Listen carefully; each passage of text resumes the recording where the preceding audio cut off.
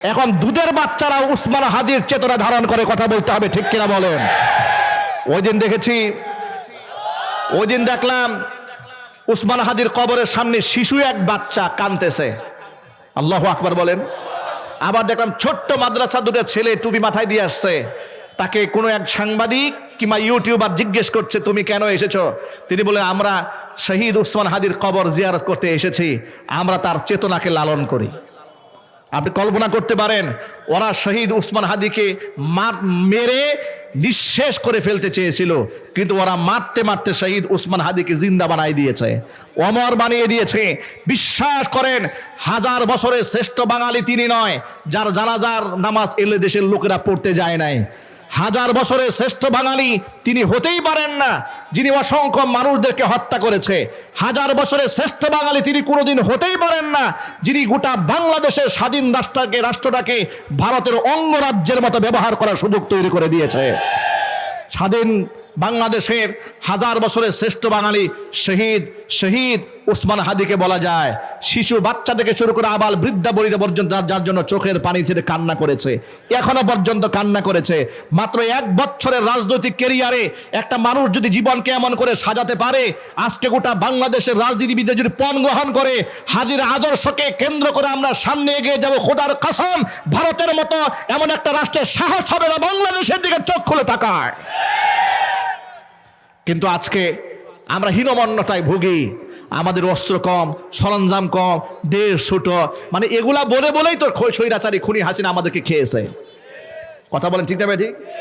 এগুলা বলেই পেঁয়াজের দাম বাড়িয়েছে, এগুলা বলেই তেলের দাম বাড়িয়েছে, এগুলা বলেই গ্যাসের দাম বাড়িয়েছে, এগুলা বলেই অঘোষিতভাবে বাংলাদেশটাকে ভারতের অঙ্গরাজ্য বানিয়ে দিয়েছিল। আমরা বাংলাদেশটাকে স্বাধীনভাবে দেশে বসবাস করতে চাই, আমরা দালাল মুক্ত দেশ গড়তে চাই। আপনারা কি রাজি আছেন? কারা কারা রাজি আছেন? 2 হাত দেখতে চাচ্ছি। মহান আল্লাহ রব্বুল আলামিন আজকের তাফসীরুল কোরআন মাহফিলকে কবুল করুন। আল হেরা ইসলামী সমাজ কল্যাণ পরিষদ ও আল ইসরা এডুকেশন ফাউন্ডেশনকে আল্লাহ তাআলা কিয়ামত পর্যন্ত কবুল করুন। মহান আল্লাহ রব্বুল আলামিন এই সংগঠন দ্বয়ের সভাপতি, সেক্রেটারি, কোষাধ্যক্ষ, সদস্যবৃন্দ, মুহিব্বিন, মুতাআল্লিকিন, সংশ্লিষ্ট ব্যক্তিবর্গ সকলকে আল্লাহ তাআলা মাফ করে দেন। আমার শ্রদ্ধা ভাজন এবং অত্যন্ত প্রিয় ভাজন মাওলানা জাফর আহমদ মজুমদার ভাইকে আল্লাহ পাক নেক হায়াত দারাজ করুন। তিনি যতগুলো প্রতিষ্ঠান পরিচালনা করছেন তার সবগুলো প্রতিষ্ঠানকে আল্লাহ তাআলা কবুল করুন। আজকের এই আয়োজনে বাংলাদেশের অসংখ্য শীর্ষ আলেমদেরকে দাওয়াত দেওয়া হয়েছে। ইতোমধ্যে বাদ জোহর আপনাদের সামনে বয়ান পেশ করেছেন মাওলানা মোল্লা নাজিম উদ্দিন হাফিজাহুল্লাহ, আমার ডান পাশে বসে আছেন। নামাজ পড়ে ওনার ব্যস্ততা থাকা সত্ত্বেও উনি বসে পড়েছেন, আমার সম্মানে তিনি সময় দিচ্ছেন। আমি আল্লাহর কাছে দোয়া করছি আল্লাহ পাক তার দ্বীনি খেদমাতের ওয়াসাআতকে বৃদ্ধি করে দেন। তিনি ক্যান্টনমেন্ট সংলগ্ন একটি মাদ্রাসা করেছেন, 2 দিন আগে দেখেছি, এটা বিরাট প্রোগ্রাম হয়েছে। আল্লাহ পাক যেন তাও মাদ্রাসাকে কবুল করেন। ডক্টর আবুল কালাম আজাদ বাসায় ভাই আসবেন, মাওলানা আরিফ বিল্লাহ সিদ্দিকী ইতিমধ্যে চলে এসেছেন, কথা বলবেন। ডক্টর মোহাম্মদ হেমায়েতুল্লাহ তিনি কথা বলবেন। মাওলানা আব্দুল্লাহ আল আমিন ভাই সর্বশেষ আলোচনা করে আখরি মোনাজাত পেশ করবেন। এই এতগুলো বড় বরেণ্য তারকাদের মাঝে আমি ক্ষুদ্র একটা মানুষ সংক্ষিপ্ত কিছু কথা বলবো। মহান আল্লাহ রাব্বুল আলামিনের মহাগ্রন্থ আল কোরআন থেকে হাজারো আয়াতের ভিড় থেকে ছোট্ট একটা আয়াতের অংশ বিশেষ আপনাদের সামনে তেলাওয়াত করেছে। আয়াতটার তাৎপর্য এবং গুরুত্ব এতটা অপরিসীম, নবী করিম সাল্লাল্লাহু আলাইহি সাল্লামের উপর এই আয়াতখানা যখন নাজিল হয়, আল্লাহর হাবিব একটা উটের উপর সওয়ার ছিলেন। এই আয়াতের ওজনে, আয়াতের ভারে নবী করিম সাল্লাল্লাহু আলাইহি সাল্লাম ঘরমাক্ত হলেন এবং যে উটের উপর বসা ছিলেন উটের পা জমিনের মধ্যে দেবে গিয়েছিল। সুবহানাল্লাহ বলেন। ওহির ওজন মারাত্মক, এটাকে হালকা আমরা কোরআনে কারীম থেকে তেলাওয়াত করি শব্দগুলো, কিন্তু ওহী যখন নাজিল হতো এর ওয়েট, এর ভার, এর ওজন অনেক বেশি। কতটা ওজন হলে আল্লাহ পাক বলেছেন আমার হাবিব লাউ আনজালনা হাযাল কোরআনা আলা জাবালিন, যদি আমি এটাকে পাহাড়ের উপর নাজিল করতাম, লা রাআইতাহু খাশিআম মুতাসাদ্দিআম মিন খাশিয়াতিল্লাহ, আপনি দেখতেন আমার কালামের ওজন বরদাস্ত করতে না পেরে পাহাড় বিগলিত হয়ে যেত। অন্য আয়াতে আল্লাহ বলেছেন ইন্না আরাদনাল আমানাতা আলাস সামাওয়াতি ওয়াল আরদি ওয়াল জিবাল, আমি আসমানে জমিনে পাহাড়ে প্রস্তাব দিয়েছিলাম আমার আমানত কোরআন নাজিল করার জন্য। ফাআবাইনা আইয়াহমিলনাহা, তখন এটাকে হামল করতে, এটাকে ধারণ করতে এরা সকলেই অক্ষমতা প্রকাশ করেছে, সেটা মানুষ বহন করেছে। ওয়াহামালাহাল ইনসান, আপনি চিন্তা করে দেখুন নবী করিম সাল্লাল্লাহু আলাইহি সাল্লামের উপর এই আয়াতগুলো যখন নাজিল হতো, 40 জন জান্নাতি পুরুষের শক্তি আল্লাহ পাক তার রাসূলকে দান করেছিলেন। এমন একজন বীর পুরুষ, তিনি ঘরমাক্ত হতেন, দাঁড়িয়ে থাকলে বসে পড়তেন, বসে থাকলে চেয়ারে ট্যাক লাগাই ফেলতেন, অনেক সময় শুয়ে যেতেন, তিনি অনেক ঘরমাক্ত হয়ে যেতেন, ঘেমে যেতেন।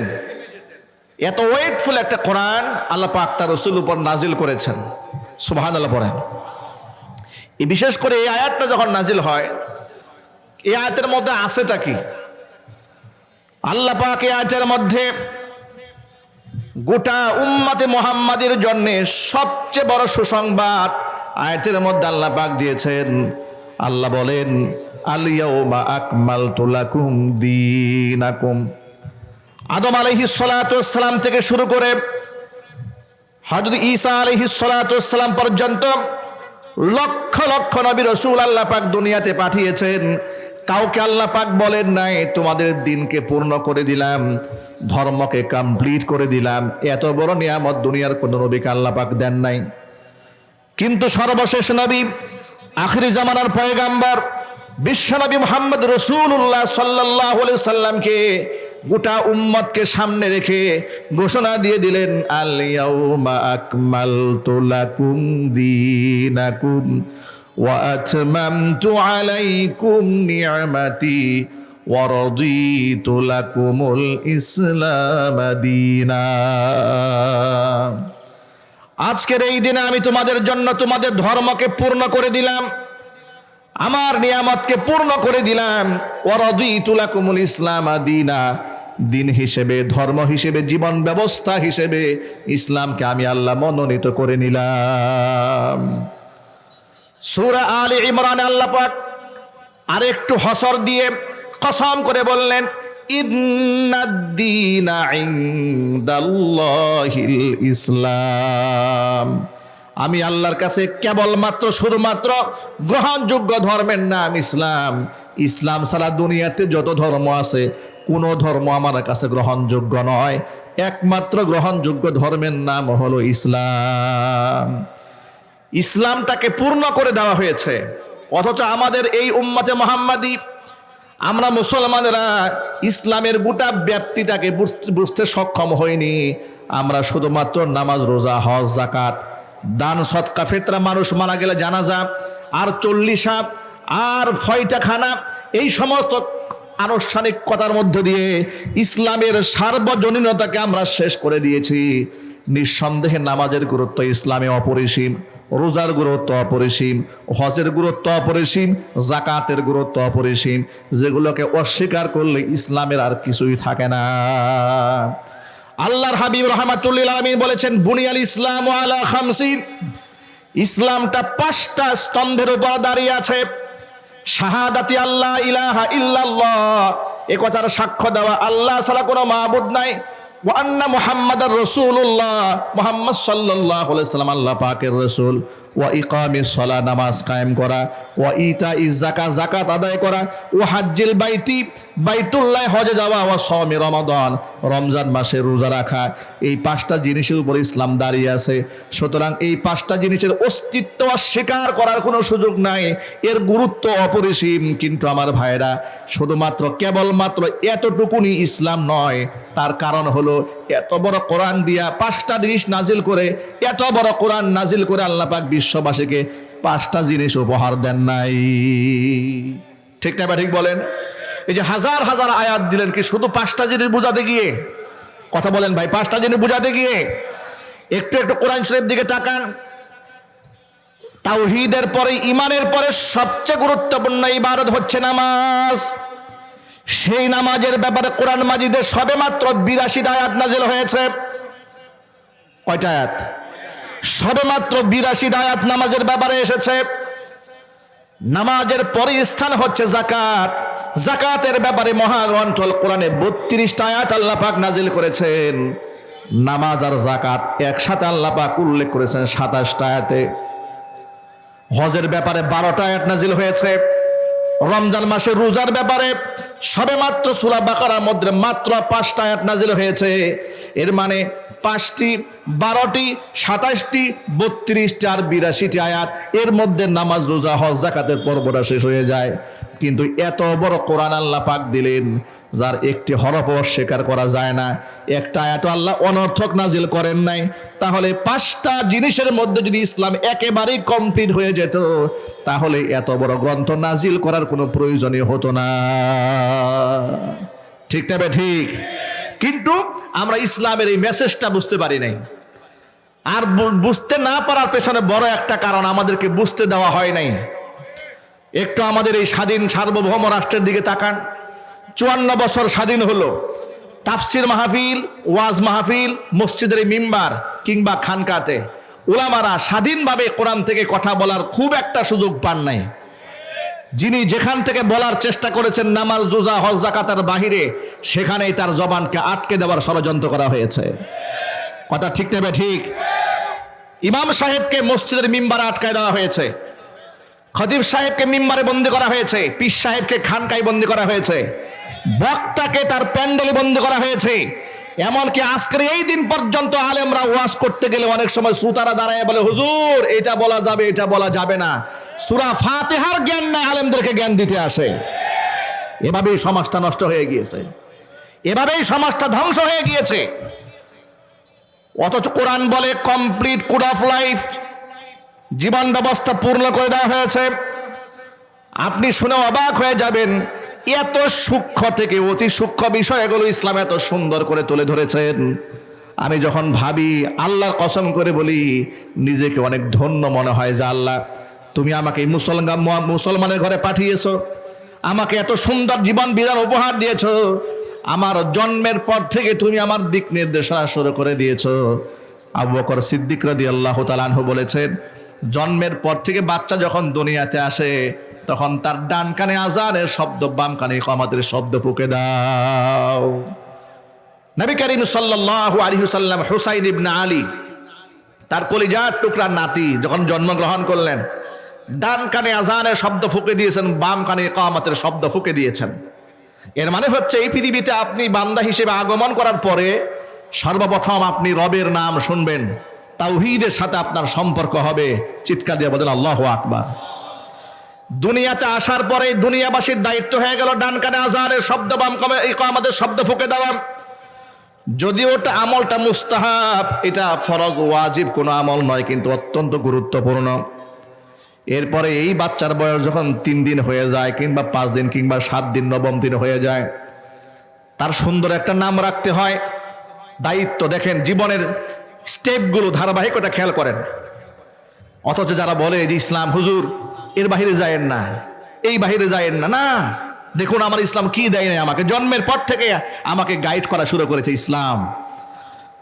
7ম দিনের মাথায় সুন্দর একটা নাম রাখো, না পারলে 9ম দিনের মাথায় রাখো।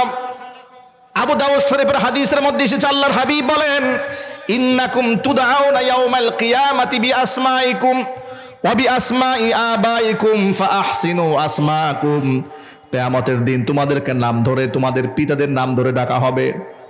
তোমাদেরকে এবং তোমাদের পিতার নাম ধরে, যেমন আমার নাম আব্দুর রহিম ইবনে আব্দুস সামাদ, আমার পিতার নাম সংযুক্ত করে আমাকে ডাক দেওয়া হবে। হুজুর বলেন, ফাআহসিনু আবনাকুম, তোমরা তোমাদের সন্তানদের সুন্দর সুন্দর নাম রাখো। অজস্র কোটি মানুষের ভিড়ে তোমার নামটা যখন মাইকে উচ্চারিত হবে, ফর এক্সাম্পল, তুমি যেন সম্মান বোধ করো, তুমি যেন পুলকিত হও। এমন নাম যেন না হয় যে নাম উচ্চারণ করলে মানুষ হাসতে হাসতে পেট ব্যথা হয়ে যায়। এরকম আছে না ভাই? মাঝে মাঝে ওয়াজের প্যান্ডেলে উঠে আমরা সভাপতির নাম বলতে গিয়ে আমার দাঁত ভেঙে যায়। আর কি অর্থ থাকে সেই অর্থ আমাদের জানা থাকে না, এরকম বিপদে পড়তে হয়। আমরা আমাদের সমাজের মধ্যে সন্তানদের নাম হক্কানে আলেমদের পরামর্শ নিয়ে রাখবো। বলেন ইনশাআল্লাহ। এটা যদি বলুন না ইনশাআল্লাহ। এরপর আল্লাহর নবী দিক নির্দেশনা দিয়ে দিলেন, শিশু বাচ্চার মাথার চুল কামিয়ে চুলের ওজন অনুযায়ী রূপার দরিদ্র মিসকিনদেরকে সদকা করে দাও। ছেলে যদি হয় তাহলে আকিকা করো, 2টা খাসি দিয়ে, মেয়ে হয়ে গেলে 1টা খাসি দিয়ে আকিকা করো। আকিকার গোশত কুরবানি গোশতের মধ্যে 3 ভাগে ভাগ করে বন্টন করে দেওয়া যায়, কিংবা দাওয়াত দিয়ে মানুষদেরকে খাওয়ানো যায়। এই ক্ষেত্রে পিতা মাতাও খাবারে অংশগ্রহণ করতে পারে, কোনো অসুবিধা নাই। আকিকা ফরজ নয়, ওয়াজিব নয়, কিন্তু গুরুত্বপূর্ণ একটা সুন্নাহ। এটা আদায় করলে সন্তানের বিপদ আপদ জীবন থেকে আল্লাহ পাক দূর করে দেন। সুবহানাল্লাহ বলবেন না ভাই? এটা আপনারা করেন, দেখেন শুরু হয়ে গেল। এরপরে আপনি আপনার বাচ্চাকে লালন পালন করবেন। হুজুর বলেছেন মাল্লা ইউরহাম লা ইউরহাম, যে অন্যের উপর রহম করে না তার উপর আল্লাহর পক্ষ থেকে রহমত দেওয়া হয় না। এটা কখন বলেন এই কথাটা? হাসান ইবনে আলী হুজুরের নাতিকে কাব্বালা রাসূলুল্লাহ সাল্লাল্লাহু আলাইহি ওয়াসাল্লাম আল হাসান ইবনে আলীন, হাসান ইবনে আলীকে রাসূল চুমু খেলেন। চুমু খাওয়ার পরে আকরা ইবনে হাবেস রাদিয়াল্লাহু তাআলা আনহু বলেন, ইয়া রাসূলুল্লাহ, আপনি বাচ্চাকে চুমা দেন? আকরা ইবনে হাবেস কি বললেন? হে রাসূল, আপনি বাচ্চারে চুমা দেন? আল্লাহ আমারে 10টা সন্তান দিয়েছে, আমি জীবনে একটারে চুমা দেই নাই। আকরা ইবনে হাবেসের কথা শুনে রাসূল বললেন মান লা ইয়ারহাম লা ইউরহাম, যে অন্যের উপর রহম করে না তার উপর আল্লাহর পক্ষ থেকে রহম করা হয় না। নবী করিম সাল্লাল্লাহু আলাইহি ওয়াসাল্লাম শিশু বাচ্চাদের মাথায় হাত বুলিয়ে দিতেন, তাদেরকে চুমু খেতেন, স্নেহ করতেন, মোহাব্বত করতেন, ভালোবাসতেন। এমনকি বাচ্চাদের সাথে খেলার সাথী হতেন। আনাস ইবনে মালিক রাদিয়াল্লাহু তাআলা আনহু বলেছেন, চলার পথে আমি রাসূলকে দেখেছি শিশু বাচ্চাদেরকে সালাম দিতে। সুবহানাল্লাহ বলতে পারেন নাই? দেখেন, আমরা যে শিশু হয়ে দুনিয়াতে এসেছি, শিশু হওয়ার পর থেকে আমাদের অধিকার নিশ্চিত করা হয়েছে। আবার আপনি সন্তানদেরকে আদর আর মোহাব্বত করতে গিয়ে যেন পার্সিয়ালিটি না করেন, স্বজনপ্রীতি না করেন। যত চুমা আছে আর যত আদর আছে সব ছেলেকে দিলেন, মেয়েকে কিছু দিলেন না। এইরকম বৈষম্যকারী পিতামাতা এই সমাজে এখনো নাই মনে হয়। আহারে, 21 শতাব্দীতে এসে এমন কথা শুনতে হয়, স্ত্রীর গর্ভে একাধিক কন্যা সন্তান হওয়ার কারণে স্বামী তার স্ত্রীকে তালাক দিয়ে দিয়েছে। আল্লাহর কসম, ওয়াল্লাহি ওয়া রাব্বিল কাবা, কাবার রবের কসম করে বলি, আমার দূর সম্পর্কের এক আত্মীয়, এই বিচারটা আমার কানে এসেছে। প্রথম মেয়ে হয়েছে, পরে আরেকটা মেয়ে হওয়ার পরে 2 মাস দুঃখে বাড়ি যায় নাই। পরে আমার কাছে জানানো হলো, হুজুর, মাঝে মাঝে লোকটা আপনার সাথে দেখা করতে আসে, একটু এর কোরআন হাদিস দিয়ে বুঝাই দিয়েন যে সেই আচরণ করেছে। মেয়ে বাচ্চা হওয়ার কারণে সে স্ত্রীকে দেখতেও যায় না। আমি অবাক হয়েছি, আহারে কপাল পোড়া। অথচ আল্লাহর নবী সাল্লাল্লাহু আলাইহি ওয়াসাল্লাম মেয়েদের ব্যাপারে কি বলেন শোনেন। আপনি শিশু বাচ্চাকে আদর থেকে বঞ্চিত করবেন দূরের কথা, তার সম্মান থেকে বঞ্চিত করবেন দূরের কথা। মা আয়েশা রাদিয়াল্লাহু তাআলা আনহা হুজুরকে বলেন, ইয়া রাসূলুল্লাহ, ইয়া হাবিবাল্লাহ, আমার ঘরে একটা মহিলা আছে, ক্ষুধার্ত মহিলা, 2টা কন্যা সন্তানকে সাথে নিয়ে। বুখারী শরীফের হাদিস। মা আয়েশা বলেন, 2টা মেয়ে ক্ষুধার্ত, মহিলাটা ক্ষুধার্ত, কিন্তু আমি যে তাকে সাহায্য করব আমার ঘরে দেওয়ার মতো তেমন কিছুই ছিল না, একটা মাত্র খেজুর ছাড়া। ফাআতাইতুহা ইয়াহা, ওই খেজুরখানা আমি তাকে দিয়ে দিলাম। আমি অবাক বিস্ময়ে তাকিয়ে রইলাম। আমি দেখলাম ক্ষুধার্ত মহিলাটি ফাকাসসামাতহা বাইনাহুমা ওয়া লাম তাকুল মিনহা শাইআ, খেজুরটা টুকরা করলে ভেঙে 2টা ভাগ করলেন। একটা ভাগ এক মেয়ের মুখে দিলেন, আরেকটা ভাগ ক্ষুধার্ত আরেকটা মেয়ের মুখে তুলে দিলেন, কিন্তু নিজে কিছুই খেলেন না। মা আয়েশা বলেন, আমি এই মেয়েদের উপর মায়ের এই মহাব্বত দেখে বড় বিস্মিত হলাম। আমি নবীজির কাছে যখন ঘটনার বিবরণ দিলাম, আমার বিবরণ শোনার পর আল্লাহ নবী বললেন, মানুবতুলিয়া বিহাদিহিল বানাতি মিন শাইইন কুন্না লাহু সিতরাম মিনান নার। এই দুনিয়াতে আল্লাহ পাক যাদেরকে কন্যা সন্তান দ্বারা পরীক্ষা করেন, মানে যাদের কন্যা সন্তান হয়, কিয়ামতের ময়দানে এই কন্যা সন্তানগুলো বাবা মার জন্য ঢাল হয়ে দাঁড়িয়ে যাবে, জাহান্নামের আগুনে বাপ মাকে পুড়তে দেবে না। সুবহানাল্লাহ বলতে পারেন না আপনারা? এটা আলহামদুলিল্লাহ বলেন। মেয়ে সন্তান সৌভাগ্যের লক্ষণ। নবী করিম সাল্লাল্লাহু আলাইহি ওয়াসাল্লাম বলেছেন, 3 কন্যার বাবা আর আমি মুহাম্মদ সাল্লাল্লাহু আলাইহি ওয়াসাল্লাম জান্নাতে এই রকম পাশাপাশি থাকবো। ফাদাম্মা ইসবাইহি, হুজুর তার 2টা আঙ্গুলকে এইভাবে একত্রিত করেছেন। জোরে বলেন আল্লাহু আকবার। এবার শোনেন, আপনি যে বাচ্চাদেরকে চুমা খাবেন, এই চুমা খেতে গিয়েও যেন বৈষম্য না করেন, সেই ব্যাপারে একটা হাদিস এসেছে। নবী করিম সাল্লাল্লাহু আলাইহি ওয়াসাল্লাম মজলিসে বসে আছেন, সাহাবায়ে কেরাম বসে আছেন। এমন সময় আনসারী একজন সাহাবী এলেন হুজুরের সামনে। কিছুক্ষণের মধ্যে, যেমন এই আপনারা বসে আছেন না আমার সামনে, ঠিক এই অবস্থায় ধরেন আপনার একটা পুত্র সন্তান আপনার কাছে এলো, ছোট্ট ছেলে। এখন আপনি তারে চুমু খেলেন, কোলের মধ্যে বসায় রাখলেন, রসুল খুতবা দিচ্ছেন বা কথাবার্তা বলছিলেন, এত অব্যস্ত মানুষ। এরপরে ওই একই সাহাবীর আরেকটা কন্যা সন্তান এলো, ছোট্ট একটা মেয়ে। আসার পরে ওই সাহাবী নিজের সামনে এমনিতেই বসিয়ে দিলেন, কুলেও নিলেন না, চুমু খেলেন না। আল্লাহর নবী খুতবা বন্ধ করে দিলেন। আল্লাহু আকবার বলেন। আল্লাহ নবী কথা বলছিলেন, হুজুরের কথাবার্তা বন্ধ করে দিলেন। কথা বন্ধ করে দিয়ে ওই সাহাবীকে বললেন, হাল্লা সাওয়াইতা বাইনাহুমা, কি ব্যাপার, ছেলেটাও তোমার মেয়েটাও তোমার। ছেলেটা যখন এলো তাকে কুলে নিলে, চুমা খেলে, কুলের মধ্যে বসালে, চুমা খেলে, কিন্তু মেয়ে যখন এলো মেয়েটাকে কুলে নিলে না, চুমাও খেলে না। বৈষম্য করলে কেন? ইত্তাকিল্লাহ, আল্লাহকে ভয় করো। ওয়াদিলু ফি আবনাইকুম, নিজের সন্তানদের মধ্যে ব্যালেন্স করো, ইনসাফ করো, ভারসাম্য বজায় রেখো। জোরে বলেন সুবহানাল্লাহ। দেখেছেন ইসলাম মানুষকে কি উপহার দিয়েছে? অথচ এই মানুষ কি বুঝে? এই মানুষ মনে করে ইসলাম মানে মসজিদে যাও, ইসলাম মানে শুধু নামাজ, রোজা, হজ, যাকাত, ইসলাম শেষ। ইসলাম এখানে শেষ না, ইসলাম গোটা জিন্দেগি। আল্লাহু আকবার বলেন। ইসলাম গোটা জীবন ব্যবস্থা। এরপরে একটু সামনে এগিয়ে আসুন। এবার এই যে ছেলে এবং মেয়েটাকে আল্লাহ পাক আপনাকে নিয়ামত স্বরূপ উপহার দিয়েছেন, কোরআন বলেছে, ওয়ালামু আন্নামা আমওয়ালুকুম ওয়া আওলাদুকুম ফিতনা ওয়াল্লাহু ইনদাহু আজরুন আযীম। সম্পদ এবং সন্তান দুটো আমার পক্ষ থেকে পরীক্ষা। এই পরীক্ষা উত্তীর্ণ হতে পারলে আমার কাছে আজরে আজিম আছে, মহা পুরস্কার আছে। এখন আপনি সন্তানকে কেমনে লালন পালন করবেন? আমরা আমাদের সন্তানকে কিভাবে বড় বড় করি দেখুন।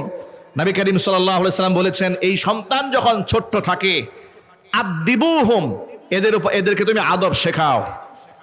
পয়েন্টগুলো খেয়াল করেন। আদিবুহুম, বাচ্চাদেরকে আদব শেখাও। ওয়ালা তুআজ্জিরুহুম, এদেরকে শাস্তি দেওয়া যাবে না। আমরা কি করি? ছোট বাচ্চা একটু দুষ্টমি করলে এক থাপ্পড় মানে গালের মধ্যে। এই অভ্যাসগুলো আমাদের আছে না নাই? বিরক্ত করলে এক বদদুয়া দিয়ে বসে, এই তুই মরতে পারিস না। আল্লাহ তোর চোখে দেখে না? মায়েরা, নিজের মা তার সন্তানকে বদদুয়া দিয়ে বসে থাকে একটু বিরক্ত করলে। আবার আমাদের মসজিদের মুসল্লির অবস্থা দেখেন, শিশু বাচ্চা মসজিদে গেলে ওর তো স্বভাব হচ্ছে একটু দৌড় দেওয়া, ওর স্বভাব হচ্ছে একটু চিৎকার দেওয়া। এই জন্য তো সে শিশু, এই জন্য সে কি শিশু। আমাদের বাচ্চারা একটু সামনে দিয়ে দৌড় দিলে মুরব্বির মাথায় এত নষ্ট হয়েছে, এমন ধমক সালাম ফিরায় দিয়েছে যে হয়তো এই শিশু বাচ্চায় একজনের নামাজে ডিস্টার্ব করছে, আর উনার ধমকে মোটামুটি 5 জন নামাজ থেকে দৌড় দেওয়ার অবস্থা, পুরা মসজিদটা গরম করে ফেলে। ঠিক না ভাই? এবার আপনাদেরকে একটা হাদিস শোনায়। নবী করিম সাল্লাল্লাহু আলাইহি ওয়াসাল্লাম সিজদায় পড়ে আছেন। হাসান এবং হুসাইন রাদিয়াল্লাহু তাআলা আনহুমা সাইয়্যিদা শাবাবি আহলিল জান্নাহ, দুজনে হুজুরকে ঘোড়া বানায় রাসূলের কাঁধের উপর উঠছে। আল্লাহর নবী লম্বা সময় সিজদায় পড়ে আছেন। হাসান হুসাইন হুজুরকে ঘোড়া বানিয়ে খেলা করছে, দুষ্টমি করছে। ফাতিমাতুজ জাহরা রাদিয়াল্লাহু তাআলা আনহা প্রথমে বিষয়টা দেখেন নাই, বেশ কিছু সময় পরে দেখেছেন। দেখার পরে খুব ক্ষুব্ধ হলেন, বাচ্চাদের প্রতি খুব রাগ হয়ে গেলেন, ধমক দিয়া কাঁধ থেকে নামাই দিলেন, ঘর থেকে বের করে দিলেন।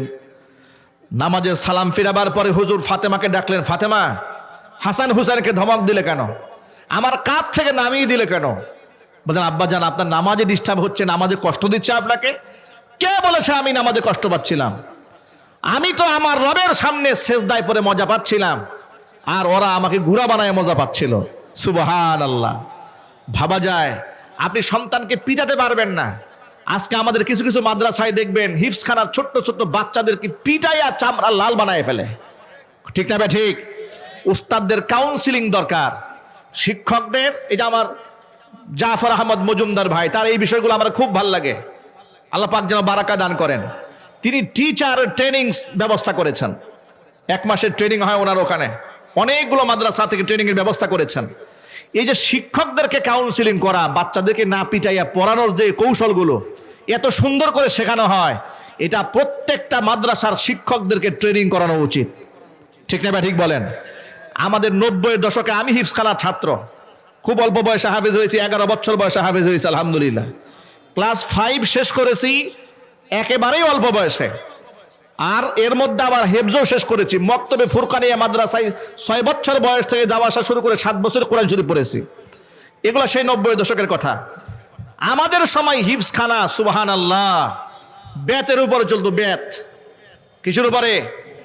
বেতের উপরে চলতো। আমাদের কত সাথী ভাইদের পায়ের মধ্যে তালা দিয়ে বেঁধে রাখছে, এই দৃশ্যগুলো আমরা দেখেছি। রুমের শিক কেটে ছাত্ররা পালাই গেছে, আমাদেরকে এইভাবে টাইট দিয়ে রাখা হতো। তবে আলহামদুলিল্লাহ, আল্লাহর পক্ষ থেকে আমাদের উপর দয়া ছিল। আল্লাহর দয়া ছাড়া তো আর এখানে আসার কোনোভাবেই সম্ভব না। 30 পারা কোরআন সূরা ফাতিহা থেকে নাস পর্যন্ত এক দ্বারায় শুনিয়েছি, বিনা লোকমায়। 30 পারা কোরআন সূরা ফাতিহা থেকে এক দ্বারায় এক রাতে 7 জন হাফেজ সাহেব বসে ধরেছে, আমরা তেলাওয়াত করে শেষ করে দিয়েছি। এটা আল্লাহর পক্ষ থেকে দয়া ছাড়া কি সম্ভব? কিন্তু ওই সময় যে ওয়েদার, সেরকম তখনকার যে পরিবেশ আর বর্তমান পরিবেশ এক নয়। আর তৎকালে এত কাউন্সিলিং ছিল না, এত চর্চা ছিল না ইলমের। আর তখন তো নিম্ন মধ্যবিত্ত কিংবা নিম্ন পরিবার থেকে ছাত্রদেরকে মাদ্রাসায় দেওয়া হতো। একদম ল্যাংরা, লুলা, ব্রেইন কম, দুর্বল, অসহায় এদেরকে দেওয়া হতো। আর বর্তমান সমাজে এলিট পিপল, যাদেরকে আমরা পরিজ্ঞান করি সমাজে, বিত্ত বৈভব, বিত্তশালী ব্যক্তিরাও সন্তানদেরকে মাদ্রাসায় পড়ানোর স্বপ্ন দেখছেন। তার কারণ তারা বুঝে গেছে, তারা নিজেরাও শিক্ষিত হয়েছে। আপনি অবাক হয়ে যাবেন, ঢাকা ইউনিভার্সিটি শিক্ষকতা করে সন্তানকে মাদ্রাসায় পড়াচ্ছে। আল্লাহু আকবার বলেন।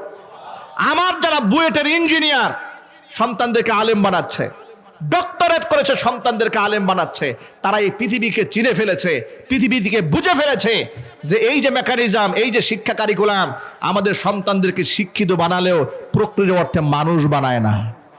আর প্রকৃত অর্থে মানুষ বানাতে গেলে আল্লাহর কোরআনের শিক্ষার বিকল্প কোনো রাস্তা নাই। কথা ঠিক না ঠিক জোরে বলেন। এবার শোনেন, আপনি আপনার সন্তানদেরকে পিটাতে পারবেন না। আর আপনার সন্তান বেশি বিরক্ত যদি করে, বদদুয়া না দিয়ে আপনি বলবেন রাহিমাকাল্লাহ, আল্লাহ তোর উপর রহমত নাজিল করুক। আপনি বলবেন ইয়া রহমাকাল্লাহ, আল্লাহ তোর রহম দান করুক। হাদাকাল্লাহ, আল্লাহ তোর হেদায়েত দান করুক। এই ধরনের কথা বলবেন। ওই যে মক্কাতুল মুকাররমার কাবা ঘরের ইমাম সম্পর্কে বিখ্যাত ঘটনা শ্রুত আছে, আপনারা অনেকেই শুনেছেন। কাবার ইমাম বলেছে, ছোটবেলায় খুব দুষ্ট প্রকৃতি ছিলাম, এত জেদ করতাম, আমার মাকে কষ্ট দিতাম। আমার মা একদিন রাগে গুসায় খুবই আমারে বলেছিল, আল্লাহ যেন তোরে কাবা শরীফের ইমাম বানায়া দেয়। রাগের সময় আমার মায়ের দোয়া কবুল হয়েছে, আল্লাহ পাক আজকে আমাকে কাবার ইমাম বানিয়ে দিয়েছে। সুবহানাল্লাহ বলবেন না ভাই? মা বাবা সন্তানদেরকে বদদুয়া দিবেন না।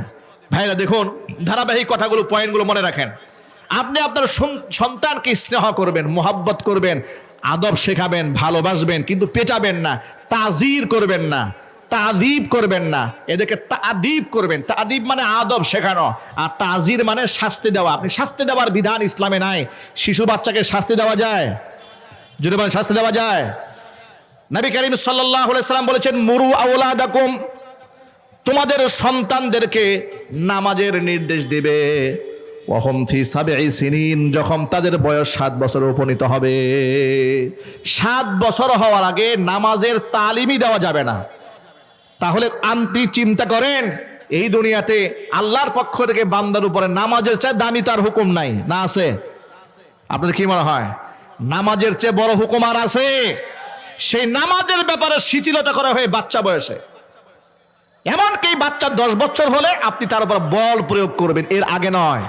আর আমরা 4-5 বছর বয়সে সন্তানদের পিঠায় হাড্ডি ভেঙে দেই, 6-7 বছর বয়সে ফ্যানের সাথে উল্টায় ঝুলায়, বদদুয়া করি। মনে রাখবেন, সন্তান আপনার কাছে আমানত, এটা পরীক্ষা। এই পরীক্ষায় ফেল করা যাবে না। আপনি যদি বাবা মা হয়ে দোয়া করেন, আপনার সন্তান কোথায় পৌঁছবে আপনি কল্পনা করতে পারেন? মুহাম্মদ ইবনে ইসমাইল আল বুখারী রাহিমাহুল্লাহ, গোটা দুনিয়াকে আলোকিত করে দেওয়া এক সন্তান, গোটা বিশ্ববাসী তার কাছে ঋণী হয়ে আছে। সহিহ আল বুখারী, যিনি নিজ হাতে রচনা করেছেন, হাদিসগুলোকে সংকলন করেছেন। জন্মের পরে এই মুহাম্মদ ইবনে ইসমাইল আল বুখারী অন্ধ হয়ে গিয়েছিলেন, রোগে আক্রান্ত হয়ে। তার মা আবেদা, জাহেদা, সালিহা, কানেতা, মুমিনা, আল্লাহর কাছে তাহাজ্জুদের নামাজ পড়ে পড়ে সন্তানের জন্য দোয়া করতেন, সন্তানের জন্য দোয়া করতেন। রব্বুল আলামিন, আমার সন্তানের চোখের দৃষ্টি ফিরিয়ে দাও। 3-4 বছর হয়ে গেল, হতাশায় ভোগেন নাই, প্রতিনিয়ত দোয়া তিনি করেই গিয়েছেন। রাতের বেলায় একদিন স্বপ্ন দেখেন, গায়েব থেকে অদৃশ্য থেকে কে যেন আওয়াজ দিয়ে বলে, তোমার সন্তানের দৃষ্টি ফিরিয়ে দেওয়া হয়েছে। তিনি ঘুম থেকে জাগ্রত হলেন, তাকিয়ে দেখেন ছোট্ট মোহাম্মদ ইবনে ইসমাইল চোখের দৃষ্টি ফিরে পেয়েছে। মায়ের দোয়া, 3 ব্যক্তির দোয়া কবুল। দুআ উল মুসাফির, মুসাফিরের দোয়া বা বদদোয়া কবুল হয়ে যায়। দুআ উল ওয়ালিদাইন, পিতামাতার দোয়া বদদোয়া কবুল হয়ে যায়। দুআ উল মাজলুম, মাজলুমের দোয়া বদদোয়া কবুল হয়ে যায়। নবী করিম সাল্লাল্লাহু আলাইহি ওয়াসাল্লাম বলেছেন, ইত্তাকি দাওয়াতাল মাজলুম ফাইন্নাহু লা হিজাবা বাইনাহু ওয়া বাইনাল্লাহ। মনে রাখবেন, আল্লাহর মাঝে আর মাজলুমের বদদোয়ার মাঝে কোনো হিজাব থাকে না, পর্দা থাকে না। এই জন্য মাজলুমের বদদোয়া নেওয়ার কখনো চেষ্টা করবেন না। মাজলুমের বদদোয়াটাকে গণায় ধরা নাই স্বৈরাচারী খুনি হাসিনা এবং তাদের নাতিপুতিরা। কথা বলতে হবে, ঠিক নেবে ঠিক বলেন। মাজলুমের বদদোয়াকে গায়ে মাখে নাই। এই দেশের শীর্ষ এখনো কোনো বড় আলেম ছিল না যাদেরকে স্বৈরাচারী খুনি হাসিনা ক্ষমতার মসনদে বসে ক্ষমতাকে অপব্যবহার না করে তাদেরকে জুলুম না করেছেন। একেবারে শাইখুল হাদিস আল্লামা আজিজুল হক রহমাতুল্লাহি আলাইহি থেকে শুরু করে, মুফতি আমিনী রহমাতুল্লাহি আলাইহি থেকে শুরু করে বর্তমান প্রজন্মের, তরুণ প্রজন্মের আইডল আইকন উলামাদেরকে কত কষ্ট দিয়েছেন। মুফতি সাখাওয়াত হোসেন রাজিকে বিনা অপরাধে জেলখানায় নিয়ে পায়ের মধ্যে ডান্ডা বেরি পরিয়ে পাকে রক্তাক্ত করেছেন। খালেদ সাইফুল্লাহ আইয়ুবী অরাজনৈতিক ব্যক্তি হওয়া সত্ত্বেও তাকে জেলখানায় নিয়ে আটকায় রেখে হাত অ্যাক্সিডেন্ট করে হাত থেকে পুঁজ বের হয়েছে, জামিন মঞ্জুর করে নাই। মুফতি আমির হামজা তরুণ প্রজন্মের একজন আলেম, 3টা বছর ফাঁসির কন্ডেম সেলে আটকায় রেখে নির্যাতন চালিয়েছে। উপমহাদেশের শ্রেষ্ঠতম দায়ী কোরআনের পাখি খ্যাত আল্লামা দেলওয়ার হোসেন সাঈদী রহমাতুল্লাহি আলাইহিকে মিথ্যা মামলায় 13টা বছর আটকায় রেখে তার গোটা জীবনটাকে বিষণ্ণ করে তুলে দিয়েছিল। সর্বশেষ চিকিৎসার নামে ইনজেকশন পুশ করে তাকে দুনিয়া থেকে শেষ করে দিয়ে ওদের কলিজা ঠান্ডা হয় নাই। ওরা এই দেশের অসংখ্য আলেম ওলামাদেরকে মিথ্যা মামলা দিয়েছে। আমার মতো ছোট্ট আপনা মানুষকে সহ্য করতে না পেরে মাহফিল মঞ্চ থেকে তুলে নিয়ে গিয়ে আমাকে ককটেল বিস্ফোরকের মামলা দিয়েছে। যখন ধরে নিয়ে যায় জিজ্ঞেস করলাম আমার অপরাধটা কি, বলে উপরের নির্দেশ। থানায় রাখলো গারদে, সকালবেলা কোর্টে তুলেছে, আমাকে মামলা দিয়েছে, আমার পকেটে 16টা ককটেল বোমা পাওয়া গেছে। এ হচ্ছে আমার মতো ছোট্ট মানুষের সাথে খুনি হাসিনা এবং তাদের নাতিপুতিদের আচরণ। যে মসজিদে 10 বছরের খতিবের জিম্মাদারি পালন করি, 4টা বছর মসজিদে ঢুকতে দেয় নাই, পুলিশ দিয়ে পাহারা দিয়েছে যেন ঢুকতে না পারি। যে বাসায় ভাড়া থাকতাম ভাড়া থাকতে দেয় নাই, বাসা থেকে তাড়িয়ে দিয়েছে। জেলায় থেকে যে গাজীপুর ডিস্ট্রিক্ট ছাড়া করেছে। আমার মতো ছোট্ট মানুষের সাথে খুনি হাসিনা এই আচরণ করেছে। আর দেশের বরেণ্য আলেমদের সাথে কি আচরণ করেছে একটু কল্পনা করেন। এ সমস্ত করে ওদের কলিজা ঘামে নাই। জুলাই আগস্ট বিপ্লবে অসংখ্য ছাত্রদেরকে হত্যা করেছে, নিরীহ মানুষদেরকে হত্যা করেছে। বিগত বছরগুলোতে বিরোধী দলের নেতা কর্মীদেরকে গুম করেছে, খুন করেছে, মিথ্যা মামলায় জেলখানায় ঢুকিয়ে দিয়েছে। শাপলা চত্বরে নিরীহ আলেমদেরকে টর্চার করেছে। এমনকি বাংলাদেশের মেধাবী সেনা অফিসারদেরকে হত্যা করে গোটা বাংলাদেশটাকে ভারতের কাছে জিম্মি বানিয়ে দিয়েছে। কথা ঠিক না ঠিক জোরে বলেন। এত কিছু করার পরেও কলিজা ঘামে নাই। জিজ্ঞেস করে আমার কি অপরাধ? কথা বলে না কেন? বলে নাই। অপরাধ খুঁজে পায় না, অপরাধ খুঁজে পায় না। ফিরাউনও মরার আগ পর্যন্ত অপরাধ খুঁজে পায় নাই। ঠিক না ঠিক জোরে বলেন। এই নব্য লেডি ফিরাউনের কাছ থেকে বর্তমান প্রজন্মের রাজনীতিবিদদের শিক্ষা গ্রহণ করা উচিত। মনে রাখবেন, রাজনীতি করেন কিন্তু শেখ হাসিনা হয়ে ওঠার স্বপ্ন দেখবেন না।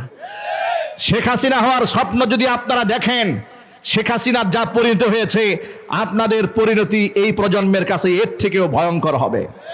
কারণ এই প্রজন্ম এখন প্রতিশোধ নিতে শিখেছে, তারা চোখ রেখে কথা বলতে শিখেছে, তারা এখন প্রতিবাদ করতে শিখেছে। এখন দুধের বাচ্চারা উসমান হাদির চেতনা ধারণ করে কথা বলতে হবে, ঠিক কিনা বলেন? ওই দিন দেখলাম উসমান হাদির কবরের সামনে শিশু এক বাচ্চা কাঁদতেছে। আল্লাহু আকবার বলেন। আবার দেখলাম ছোট্ট মাদ্রাসা দুটো ছেলে টুপি মাথায় দিয়ে আসছে। তাকে কোনো এক সাংবাদিক কিংবা ইউটিউবার জিজ্ঞেস করছে, তুমি কেন এসেছো? তিনি বলে, আমরা শহীদ উসমান হাদির কবর জিয়ারত করতে এসেছি, আমরা তার চেতনাকে লালন করি। আপনি কল্পনা করতে পারেন, ওরা শহীদ উসমান হাদিকে মেরে নিঃশেষ করে ফেলতে চেয়েছিল, কিন্তু ওরা মারতে মারতে শহীদ উসমান হাদিকে জিন্দা বানিয়ে দিয়েছে, অমর বানিয়ে দিয়েছে। বিশ্বাস করেন, 1000 বছরের শ্রেষ্ঠ বাঙালি তিনি নয় যার জানাজার নামাজ এলে দেশের লোকেরা পড়তে যায় নাই। 1000 বছরের শ্রেষ্ঠ বাঙালি তিনি হতেই পারেন না যিনি অসংখ্য মানুষদেরকে হত্যা করেছে। 1000 বছরের শ্রেষ্ঠ বাঙালি তিনি কোনোদিন হতেই পারেন না যিনি গোটা বাংলাদেশের স্বাধীন রাষ্ট্রটাকে ভারতের অঙ্গরাজ্যের মতো ব্যবহার করার সুযোগ তৈরি করে দিয়েছে। স্বাধীন বাংলাদেশের 1000 বছরের শ্রেষ্ঠ বাঙালি শহীদ উসমান হাদিকে বলা যায় শিশু বাচ্চা থেকে শুরু করে আবাল বৃদ্ধা বনিতা পর্যন্ত যার জন্য চোখের পানি ছেড়ে কান্না করেছে, এখনো পর্যন্ত কান্না করেছে। মাত্র 1 বছরের রাজনৈতিক ক্যারিয়ারে একটা মানুষ যদি জীবনকে এমন করে সাজাতে পারে, আজকে গোটা বাংলাদেশের রাজনীতিবিদরা যদি পণ গ্রহণ করে হাদির আদর্শকে কেন্দ্র করে আমরা সামনে এগিয়ে যাব, খোদার কসম ভারতের মতো এমন একটা রাষ্ট্রের সাহস হবে না বাংলাদেশের দিকে চোখ খুলে তাকায়। কিন্তু আজকে আমরা হীনমন্যতায় ভুগি, আমাদের অস্ত্র কম, সরঞ্জাম কম, দেশ ছোট, মানে এগুলা বলে বলেই তো স্বৈরাচারী খুনি হাসিনা আমাদেরকে খেয়েছে। কথা বলেন ঠিক না ঠিক? এগুলা বলেই পেঁয়াজের দাম বাড়িয়েছে, এগুলা বলেই তেলের দাম বাড়িয়েছে, এগুলা বলেই গ্যাসের দাম বাড়িয়েছে, এগুলা বলেই অঘোষিতভাবে বাংলাদেশটাকে ভারতের অঙ্গরাজ্য বানিয়ে দিয়েছিল। আমরা বাংলাদেশটাকে স্বাধীনভাবে এই দেশে বসবাস করতে চাই, আমরা দালাল মুক্ত দেশ গড়তে চাই। আপনারা কি রাজি আছেন? কারা কারা রাজি আছেন? 2 হাত দেখতে চাচ্ছি।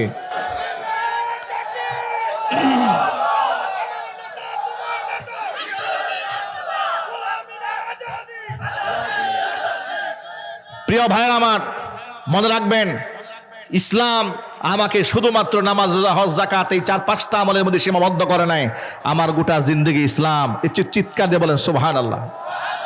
আমার শিশু বাচ্চাটাকে আদর সোহাগ করার ক্ষেত্রেও কেমনে আদর করব তাও ইসলাম শিখিয়ে দিয়েছে। সুতরাং বাচ্চাকে লালন পালন কোথায় করব, কি শেখাবো তাও বলে দিয়েছে। কোরআন মাজিদের মধ্যে আল্লাহ রাব্বুল আলামিন জানিয়ে দিলেন, প্রথম আয়াত নাজিল করলেন ইকরা, পড়ার গুরুত্ব শিখিয়ে দিলেন। কুল হাল ইয়াস্তাবিল্লাযীনা ইয়ালামুনা ওয়াল্লাযীনা লা ইয়ালামুন, হে নবী আপনি বলে দিন, যারা জানে আর যারা জানে না তারা কোনোদিন সমান হতে পারে না। এইভাবে জ্ঞান সমৃদ্ধ করার জন্য আমাদেরকে উদ্বুদ্ধ করা হয়েছে। আমরা আমাদের সন্তানদেরকে আদর্শ শিক্ষায় শিক্ষিত করব, এমনকি গোটা জিন্দিগিটাকে ইসলাম মনে করব। বলেন ইনশাআল্লাহ। ইসলাম যদি না হয় এই দেশে শান্তি আসবে না। একদম পরিষ্কার কথা বলে দেই, যত গণতন্ত্রের কথা বলেন, গণতন্ত্রের কথা যে যত বেশি বলে সে তত বেশি বড় দুর্নীতিবাজ। কেন এখন শোনায় দেই, এই যে আমেরিকার ডোনাল্ড ট্রাম্প এই পাগলাটা কি করছে দেখছেন? সে নাকি গোটা দুনিয়ার মধ্যে গণতন্ত্র ফেরি করে বেড়ায়। ভেনেজুয়েলার একটা স্বাধীন রাষ্ট্রের প্রধানমন্ত্রী এবং তার স্ত্রী সহ পিটাইয়া বন্দি করে নিয়ে আসছে। আমি তাকে গণতন্ত্রের আদর্শ মনে করি না, তাকে মনে করি গুন্ডাদের আদর্শ। কথা ঠিক নেবে ঠিক? গুন্ডা এবং মাস্তানদের আদর্শ কোনোদিন বাংলাদেশে চলতে পারে না। বাংলার জমিনে চলবে কোরআন সুন্নাহর আদর্শ।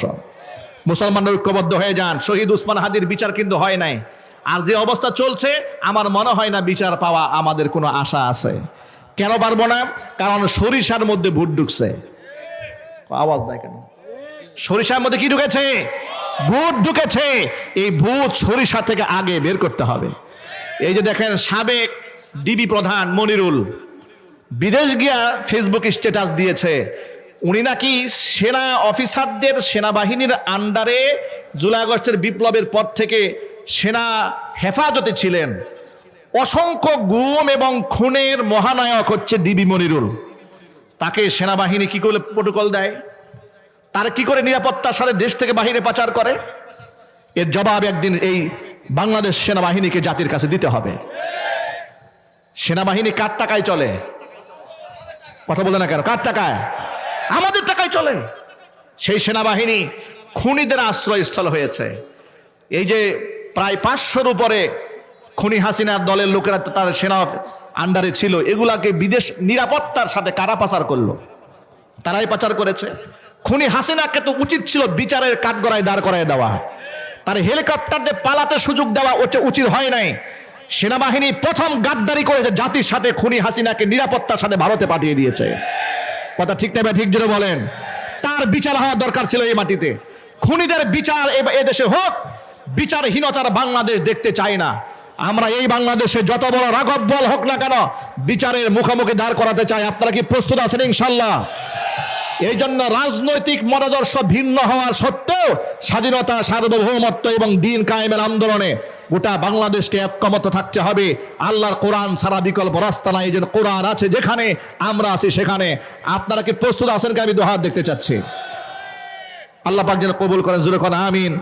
ওয়া আখিরু দাওয়ানা আনিল হামদুলিল্লাহি রাব্বিল আলামিন। ওয়াসসালামু আলাইকুম ওয়া রাহমাতুল্লাহি ওয়া বারাকাতুহু।